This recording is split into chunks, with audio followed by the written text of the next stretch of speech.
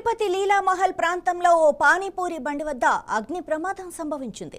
Gas leakage కారణంగా మంటలు ఒక్కసారిగా చెలరేగాయి. చూస్తుండగానే మంటలు తీవ్రంగా వ్యాపించాయి. అయితే స్థానికులు అప్రమత్తతో వ్యవహరించి సిలిండర్ పేలకుండా ముందే పక్కకు తీశారు. దీంతో పెద్ద ప్రమాదం తప్పింది. అప్పటికే మంటలు బండి మొత్తాన్ని చుట్టుముట్టాయి. క్షణాల్లో పానీపూరి బండి పూర్తిగా కాలి బూడిదైపోయింది.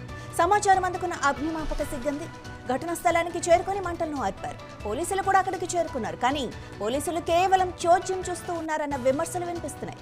సరైన సమయంలో స్పందించకపోవడంపై ప్రజలు అసంతృప్తి వ్యక్తం చేస్తున్నారు.